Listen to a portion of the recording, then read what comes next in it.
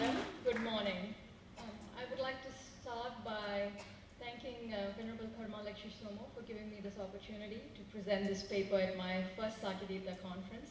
It's truly an honor and a pleasure to be here. I'd also like to say that the ideas in the paper are not really new. Many people have already talked about it, and it's certainly a work in progress. And also, if my interpretations may offend some of you, I apologize in advance, and I look forward to receiving feedback from you. The intention in presenting this paper is really to facilitate dialogue, to alleviate our suffering, and to promote well-being.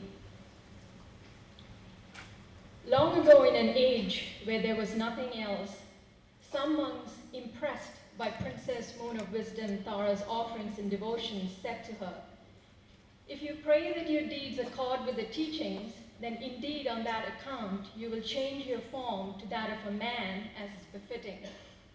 Her reply to these monks after much discourse was, "In this life there is no such distinction as male and female, neither of self-identity, a person, nor any perception of such, and therefore attachment to ideas of male and female is quite worthless. Weak-minded worldlings are always deluded by this." Women, as is evident from this interchange, historically across male-dominated cultures have struggled with the ways in which they have been viewed, portrayed, and treated. This in turn has impacted how women view themselves and their own potential and the manner in which they treat others. So I will examine this issue in 4 parts. The first, woman as virgin. A chaste woman or a virgin is honored and even becomes an object of adoration for her purity and her sexual innocence, such as Virgin Mary. Yet at the same time, even undercover, such as in the habit of a nun, her fully blossomed body becomes the cause of trepidation and a source of anxiety to those around her. Her sensuality and attractiveness are often viewed with suspicion, or as an object of lust, or a commodity that can be used or abused to sell almost anything. I'm not sure what she's selling here, but she is selling something. Religious texts often depict women as impure, inferior, as an unnecessary distraction, an object of revulsion, or an obstacle to men's liberation.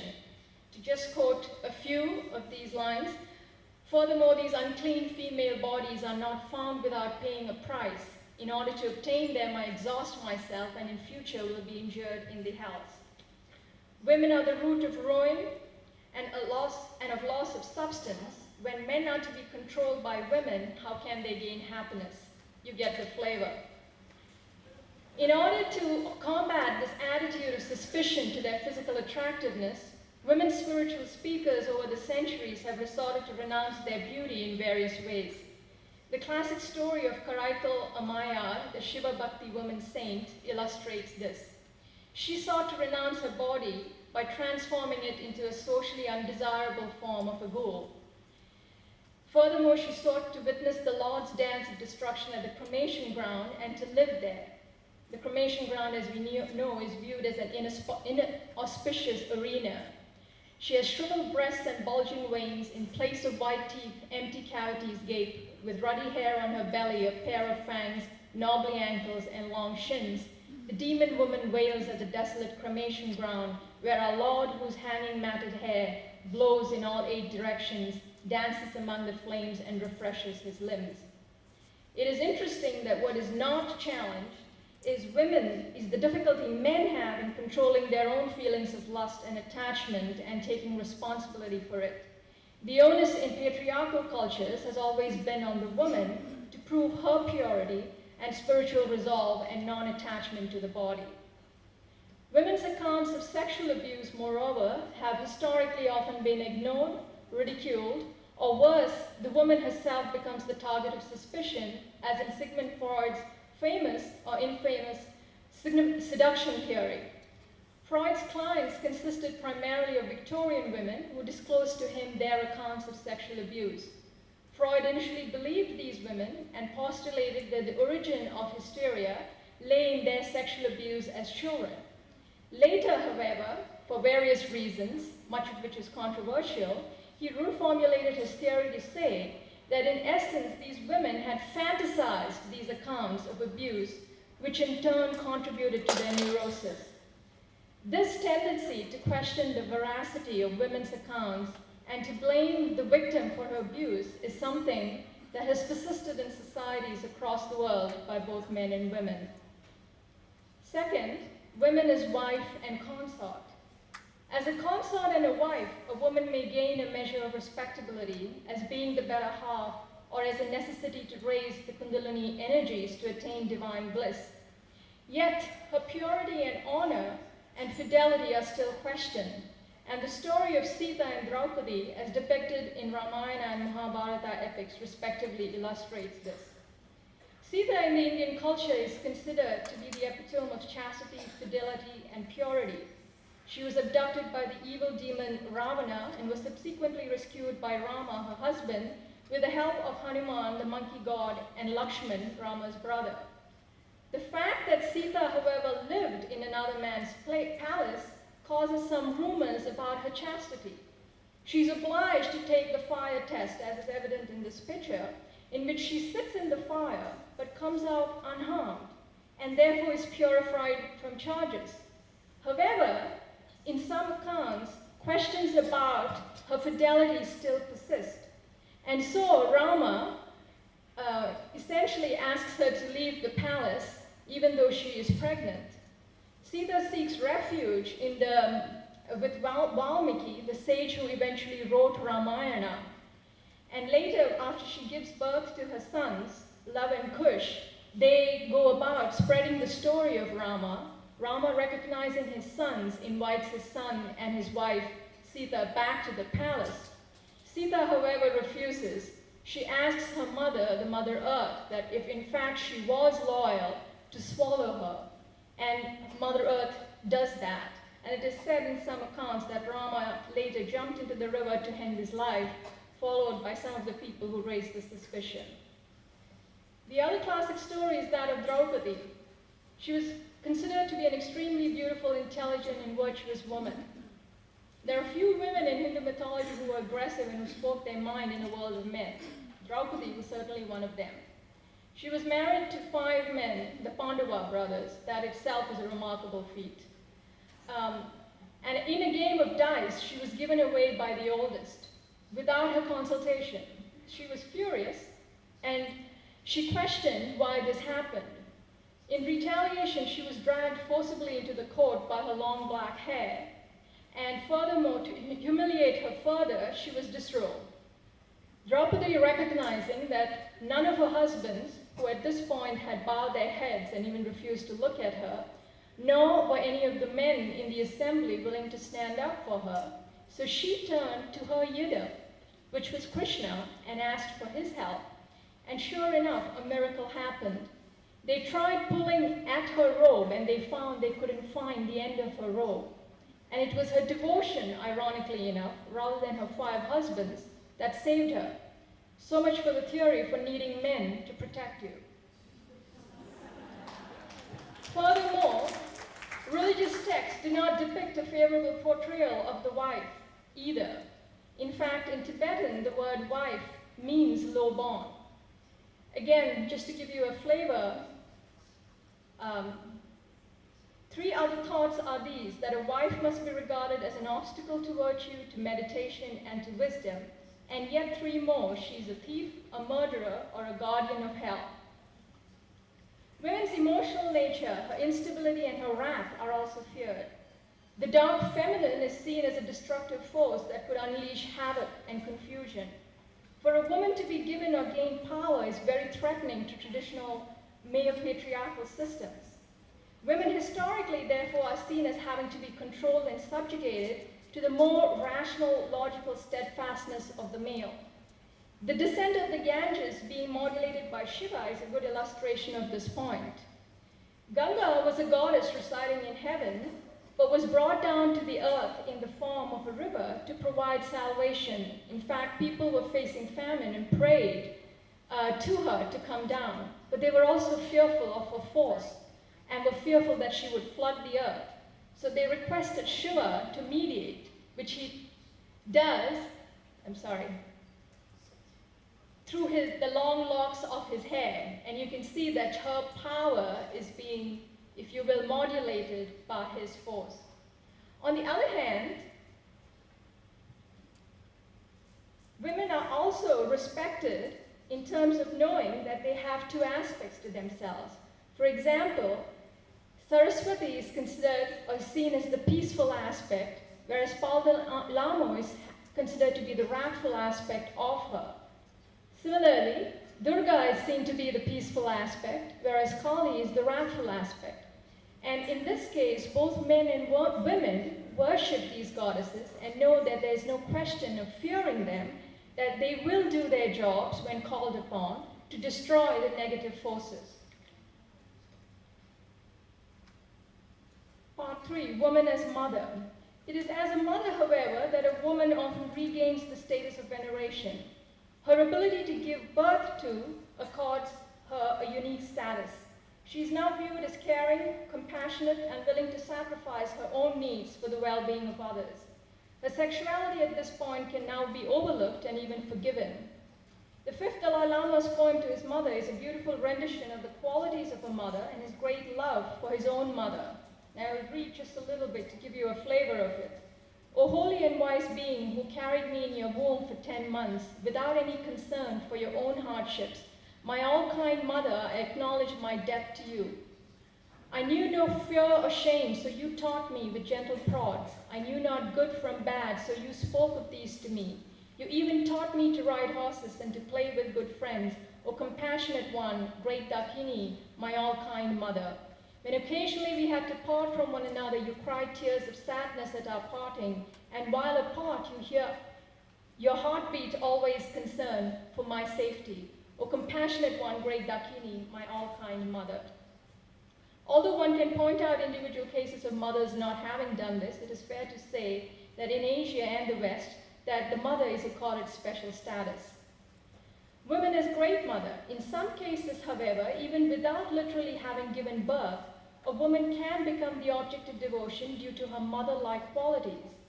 Mother Mary, in addition to giving birth, is considered to be the great mother and is known to offer protection to all that seek refuge in her.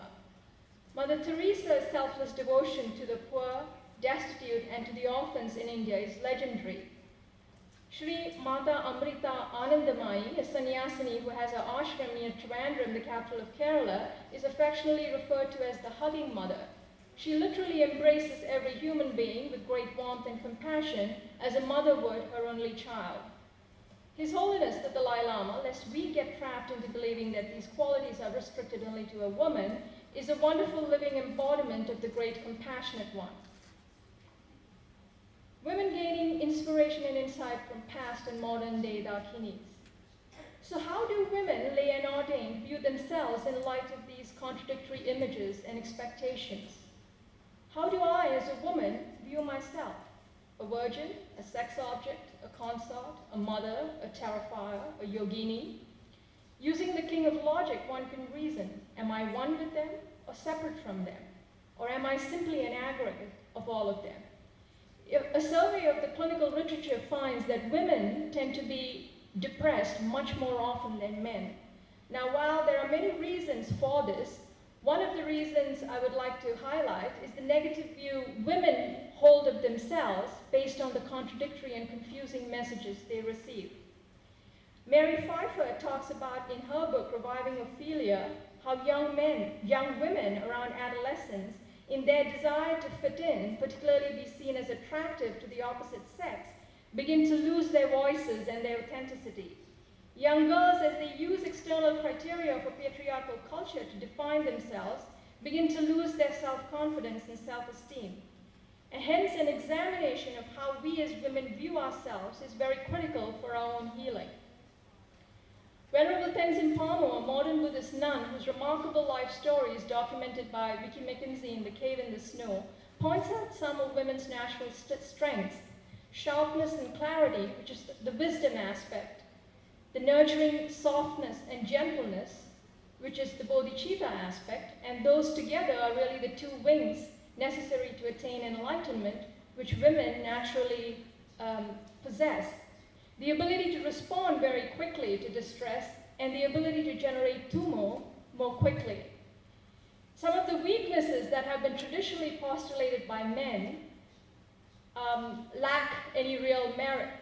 And so I would like to emphasize that it's really the patriarchal, chauvinistic, and discriminating attitude that really causes a great deal of confusion for women and creates real obstacles towards their attainment. So I would like to end with a picture of the founding mother of Buddhism, as was mentioned earlier, Mahaprajapati, and the words of the prayer, the healing prayer of Saint Francis of Assisi. Lord Buddha, make me an instrument of your peace. Where there is hatred, let me sow love. Where there is injury, pardon. Where there is discord, unity. Where there is doubt, faith. Where there is error, truth. Where there is despair, hope. Where there is sadness, joy. And where there is darkness, light. Thank you. Thank you. Okay, so we have about 15 minutes before we break into small group discussion. So I would like to start by taking 2 questions first. Do we have questions for our speakers today? Questions, comments?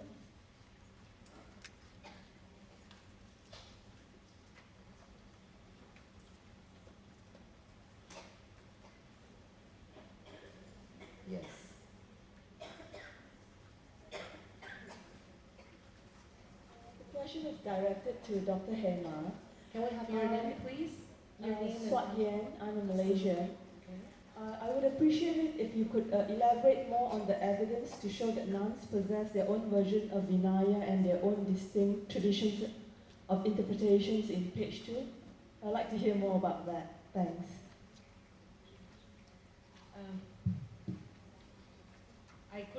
I'm sorry, I could not get your question. Just give me the highlight, just the keywords. If you could elaborate more on the point that you made in page 2, that nuns possess their own version of Vinaya and their own distinct traditions of interpretations. Yes, yes. In Sri Lanka, after Buddhism was introduced in the 3rd century BC, in fact, just 6 months after the male order, rather the Bhikkhu order was established, the women's order or the Bhikkhuni order was established. And since then, there is evidence that, I can give you a paper that I have written, there is evidence that there have been separate versions of Vinaya for women. The women lived separately, but often under the guidance of, with some advice from time to time from the monks, but they had their own versions of Vinaya. So there is now evidence coming up from commentaries, etc. And so, whereas there's very slight differences to show that they have their own traditions of Vinaya, own lineage, not only the lineage, but the tradition that has been handed over from one to the other for generations.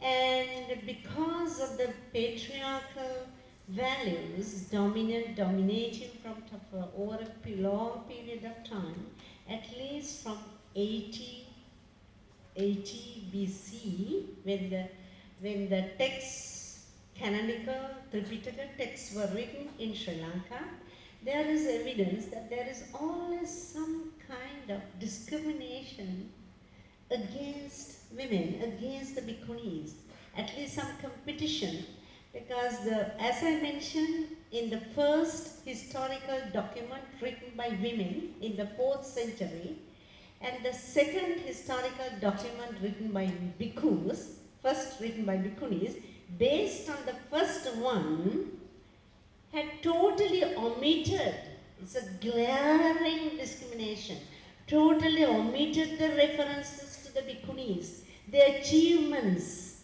all around the country, right through the country, their achievements, the achievements, spiritual achievements, as well as social achievements, they have been totally ignored. So this alone, and as I said that first, mentioned before, the first the attainment of stages, of spiritual stages by bhikkhunis, by women, this was by women, not by men, it is totally ignored in the second historical document. So this itself is documentary evidence. Then of course there is now more things have recently come out, recently means recently discovered, recently interpreted, that there have been separate versions of Vinaya. So it seems that there was some kind of separation of the Bhikkhuni order from the Bhikkhu order, but there was amicable things to survive, to manage, as today. The Bhikkhuni ordination is not officially accepted by the President and the Supreme Patriarch, but accepted by the people. So what harm? So there it's going on and it's flourishing. So like that, there was two main streams, the Bhikkhuni stream and the Bhikkhu stream, operating separately and also at times getting together. Thank you. Thank you. I'll share with you because I do. Okay.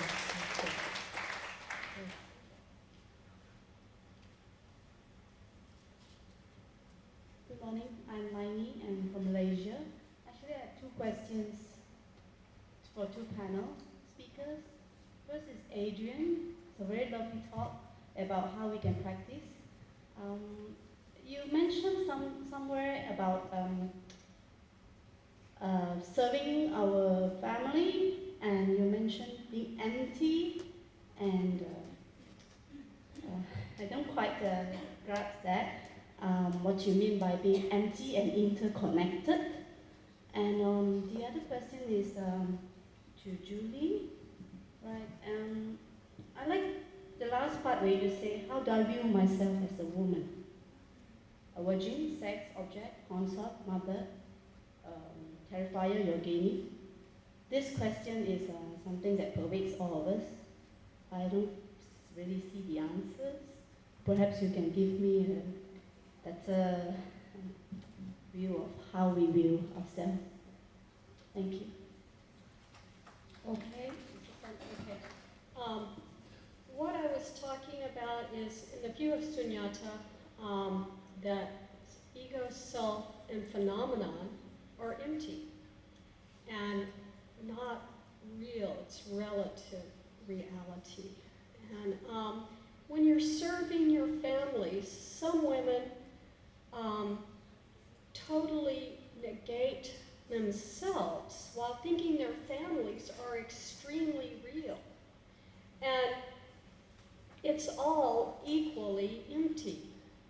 You're empty, your family's empty, and the very act of serving your family is empty. And it's a very beautiful, important service you're doing, but you shouldn't get attached that this is more real, that men are more important, or their family is more important than you, because in ultimate reality, all are equal. I don't have an answer. I am here to raise questions, and in fact, I think that's a very important question for us as women to grapple with in terms of how we view ourselves, and what is the self that we are so tightly clinging to. And I think that's where the Buddha Dharma is so valuable, because it helps us to begin to recognize or challenge some of these notions that we have of self. So that's something for us to individually grapple with by using the Buddha Dharma. Thank you. Yes, go over to Sumo. We'll take this one last question.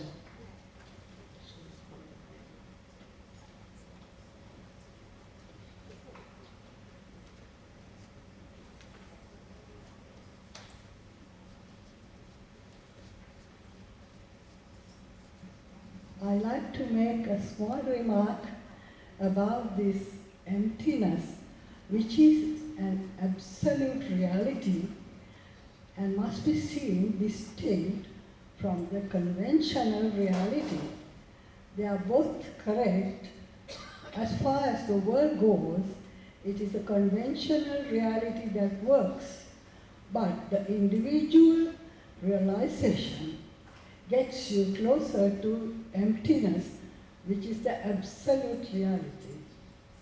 So we have to understand both in their own perspectives, and we must not mix the two. The conventional reality is different from the absolute reality. Also, I like to make use of this opportunity to thank Hema, who has been, and she's from Sri Lanka, I'm from Sri Lanka, for her silent observation of the historical aspect, and also my personal and humble gratitude to her for understanding the real situation of the Bhikkhuni order today. Thank you. Thank you very much. Let's give a big hand to all the speakers and our moderator, Miss Christine Chan. Give a big hand, thank you so much. And I would like to have an announcement for the speaker.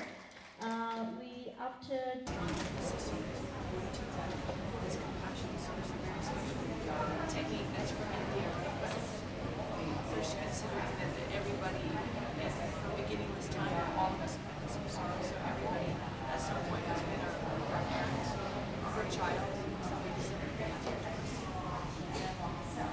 And we understand this, and then we think, and then suffering of some sorrow, and then in the same way, I want to be free of suffering, and I want to be happy, and everybody else wants the same. And if everybody's been my mother, they're all suffering some sorrow, then in this way, it's compassion for God. So this is where the motivation comes. And then they do, in Tibetan tradition, shamatha and vipassana. And then, depending if one is on retreat or in daily life, then develop the shamatha, state of shamatha, and then start to do vipassana. And in the Tibetan tradition, they often will take the mind as the object, instead of just focusing on, they focus just on thoughts. 如果在这个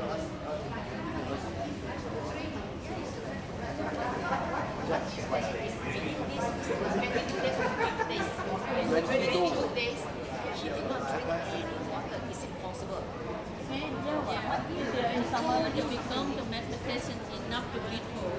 So you can stay a year, many years. The Tammo, 9 years, he fit his body in the wall. 9 years, no eat, no drink, no speak, nothing.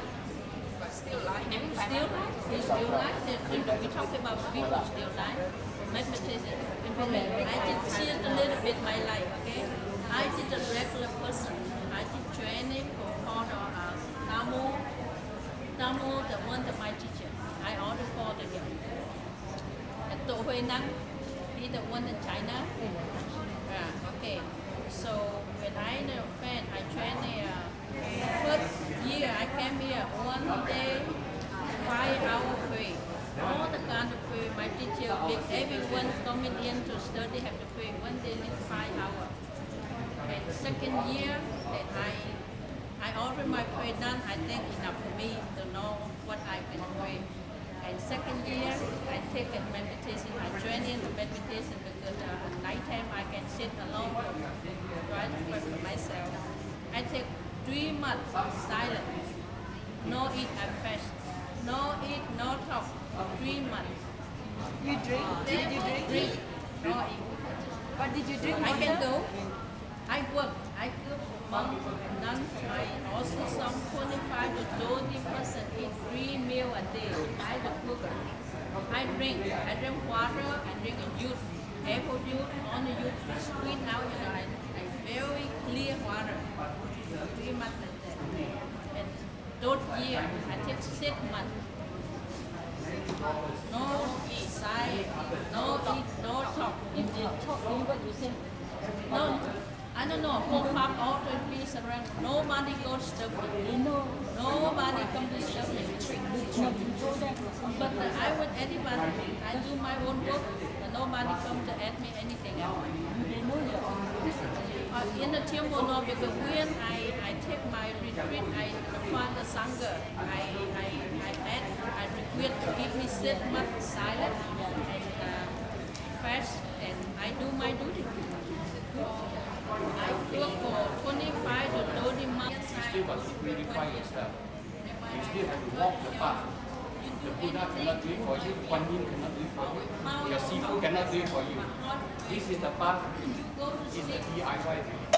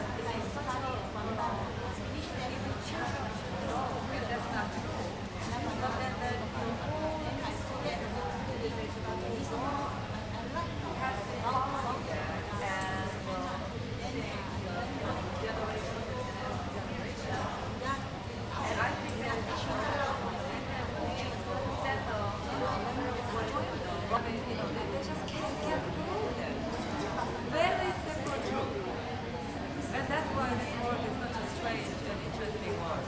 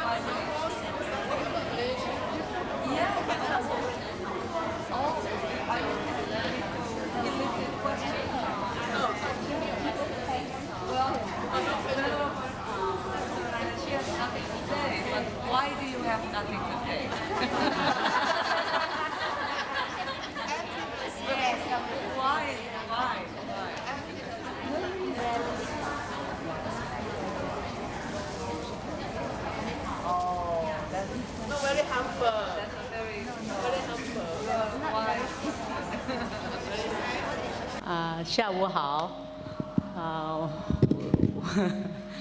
Thank you, thank you.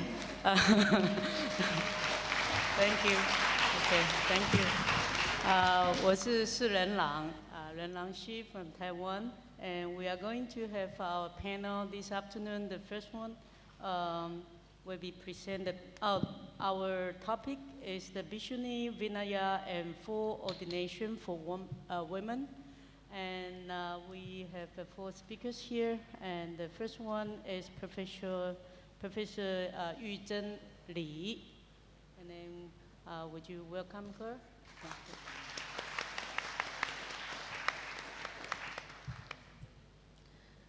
Venerable and ladies and gentlemen, good afternoon. I'm going to introduce my investigation in both English and Chinese, okay? Because my article is kind of too short. Okay, my topic is the gender issue in contemporary Taiwan, okay?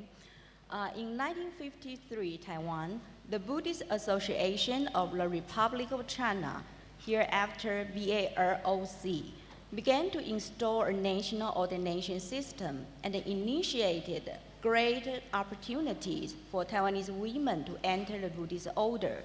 Since the 1953 ordinations, the number of Buddhist fully ordained nuns, bhikkhunis, has increased to an unprecedented level. More than 75% of the Buddhist clergy ordained after 1953 are female.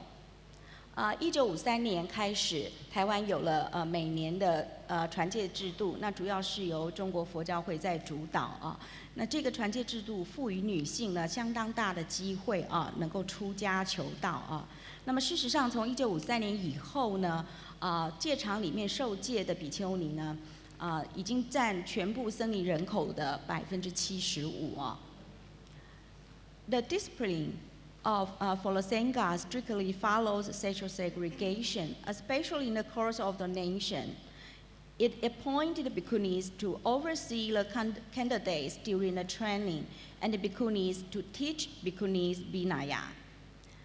In addition to institutionalizing annual ordination, BAROC also initiated a system of monastic education based on Buddhist studies, consequently promoting the social status and the self-esteem of Buddhist nuns.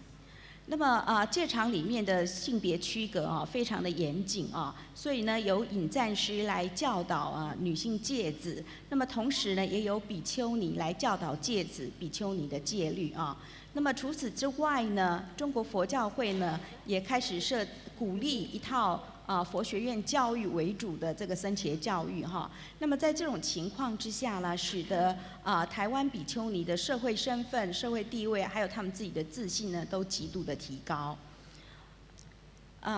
Meanwhile, the educational profile of Buddhist nuns itself has also been dramatically improved in the last 2 decades. More than 1/3 of Buddhist nuns are college educated, which has led to a new title for Taiwanese nuns, the scholarly nun. 那么同时呢，在过去的20年之中比丘尼的学历也大幅度的提高，大约有1/3的台湾比丘尼是大专院校毕业的，所以现在台湾的比丘尼呢，还有另外一个称呼叫做学士尼。The lifting of martial law in 1987 ended the BAROC's dominance over the national ordination system. But dual ordination continues to function as a significant indicator of internationalization and orthodoxy in Taiwanese monastic circles. Whenever a Buddhist community discontinues dual ordination, their nuns lose access to full monastic membership, as well as to advanced monastic education and financial support. 那么1987年戒严法停止之后呢，虽然呢中国佛教会不再主导整个传戒的制度啊，但是呢二部受戒已经变成一个常例啊。那么在台湾任何一个佛教的团体如果没有举行二部受戒的话呢，那么他们的比丘尼的身份就会受到质疑哦，甚至呢社会对他们的支持度呢也会减弱啊。Several new Buddhist organizations have begun to promote more appropriate and correct procedure of dual ordination since the 1990s. These organizations are so seriously concerned about the legitimacy of dual ordination that they have even required nuns to observe the 8 special rules, Athagarudama, which not only requires women to receive dual ordination, but also requires nuns to be subordinate to monks. 那么在1990年代，台湾开始有一些新的佛教团体出现，他们非常讲究这个二部受戒的程序哈。那么非常严谨的情况之下，他们还甚至要求比丘尼要遵守84丑态不对，遵守八敬法啊。那这个八敬法是不仅是赋予比丘尼的这个受戒的身份而且也要求比丘尼要服从比丘啊。The shift in emphasis from dual ordination to 8 special rules caused tensions in Taiwanese Buddhist circles, even as public discussion of the issue has been pushed. In 1992, Bhikkhuni Zhao Hui began a debate with Bhikkhuni Canni in Sangha magazine. Canni repeatedly scored Taiwanese nuns for forgetting their 84 physical and mental deficiencies of women, including their inclination to seduce monks and precipitate the decline of the Dharma.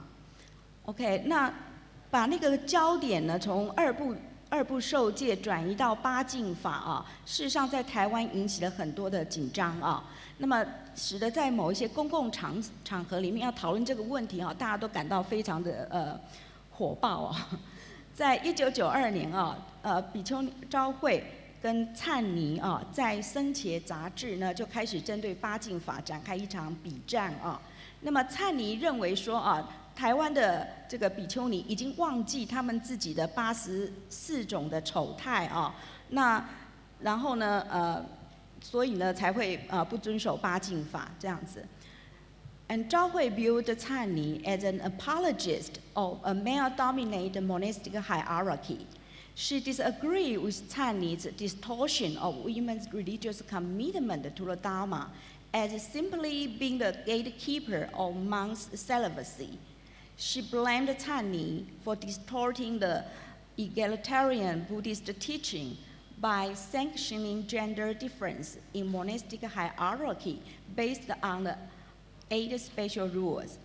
那么昭惠法师他的这个反击，他是说灿尼呢是在替这种两性不平等的僧伽制度辩护他认为说呢，女性出家求道的目的，并不是为了要去帮助比丘保护他们自己的贞操那么他认为说昭惠法师认为说，这个佛教的最重要的教导是众生平等不能够用性别不同来加强这个众生不平等这件事情。Bhikkhuni Zhao Hui has been one of the most famous and influential religious leaders in Taiwan due to her continuous struggle for animal rights and gender equality. In the early stage of her social movement, Zhao Hui aimed to advance the social image of bhikkhunis. The monastic community recognized the influential leadership of Zhao Hui, but in 1990 suggested that she conduct a 10-year retreat to make her religious cultivation more modest. Since then, she has devoted herself to an academic career, teaching Buddhist ethics at universities and established the Hongshi Institution of Buddhist Education for Women in 1998. 昭惠法师呢，在台湾也是一个非常具有争议性的宗教领袖那么他自己呢，一直不断的为动物权还有性别平等这些事情呢来奋斗那么他早年所从事的这个社会运动里面呢，他提升了比丘尼的社会地位啊，因为他不准那个报纸用尼姑2个字来称呼比丘尼啊，他有一个正名的运动哈。那么整个的这个台湾的佛教界是承认昭惠法师的影响力啊，但是在1990年啊，曾经有人建议他要去做一个10年的闭关啊，使得他的这个举止行为哈，宗教修行表现出来的不会那么激烈啊，不会那么强烈这样子。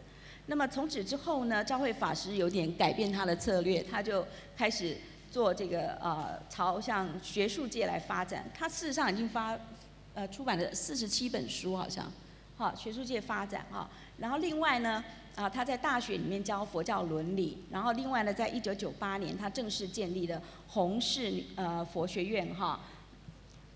On March 31st, 2001, Zhao Hui held a press conference to promote her agenda of abolishing the 8 special rules. She believes it is impossible for the great enlightened master Shakyamuni Buddha to set such rules to discriminate women because of his principle of universal salvation. She explained, as long as the Sangha follows Buddhist principles such as universal egalitarianism, it is more important to observe the principle of the monastic code in practical way than to adhere to the monastic regulation literally. 昭惠法师在2000年3月31号当天举行了一个记者招待会呢，正式呢发动一个撕毁八敬法的一个运动哦。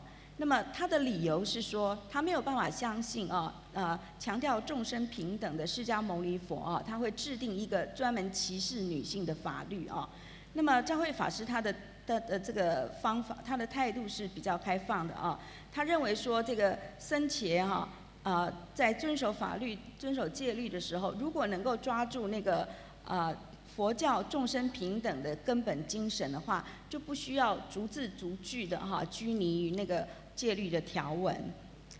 昭惠 promoted a more liberal approach toward the monastic regulations, but it was very difficult to evaluate the impact of this event, mainly because of the lack of dialogue between two sides now. However, unlike the statement made by Sangha magazine in 1992, some people are unable to understand the true meaning of the 8 special rules due to their own karma. But the great merits of all the Buddha's teaching were beyond the imagination of people who possess such shallow and conventional views. This is the response in 1992. This time, the BAROC changed its rule that prevented nuns from being elected as chairperson. OK 在昭惠法师他的这个对于戒律的解释是比较宽松，采取比较宽松的态度但是我们现在很难去评估这一次废除八敬法运动的影响因为到目前为止双方都还没有这个有交谈So do I have time? 5 minutes more. OK, 5 more minutes. OK. 不过呢，这一次的反应好像跟1992年不太一样因为1992年的时候，僧伽杂志是说有一些人是没有办法因为他自己的业力的关系，根本没有办法了解八敬法的真正的意义所以呢才会想说用一些比较所谓的合时宜比较浅薄的方式去了解它。那么这一次呢，中国佛教会呢，他们做了一个决定他们取消了限制比丘尼当理事长的这个规定所以这次的反应是不太一样那么 the conclusion, this event shows that the tension between young monks and nuns that has been precipitated by the predominance of nuns in the monastic population and by the high educational standards of Taiwanese nuns is becoming serious. Though protected by the ideology of male superiority, religiously and socially, monks have been the minority in Taiwanese Buddhist circles since World War II. In the future, number of monks is certain to decrease. In a society like Taiwan, where ancestor worship continues and the families produce less than 2 children on average, the society will not allow only sons to enter the Buddhist order. But contemporary Taiwanese nuns are able to express their own opinions to defend their religious status and are capable of reproducing their religious identity through doctrinal discussions and ordination system. 那么，从这次事件我们可以看到啊，因为呢，比丘尼人数的急剧增加，在那个台湾的佛教界里面引起了紧张哦，而且这个压力可能会越来越严重哦。那么，但是呢，我们看看台湾的情况哈，那个比丘不太可能再增加啊，因为台湾是一个祖先崇拜的社会啊，而且平均每一个家庭的小孩子不到2位啊，所以将来独子是不太可能不容易让他出家的哈。可是另外一方面，我们看到从这个事情看到，就是说，但是台湾目前的比丘尼哦，他们已经能够站出来表达他们自己的意见，来保卫他们自己的宗教的地位啊，而且呢，这些比丘尼呢，他们能够透过呢这个教义的辩论，还有透过传戒系统呢，继续呢去产生更多的比丘尼啊，这是我观察到的情况。谢谢。Thank you, Professor Yu Zhen Li. Professor Yu Zhen Li is an associate professor in the Department of Chinese Literature at the National Tsinghua University, Taiwan. Her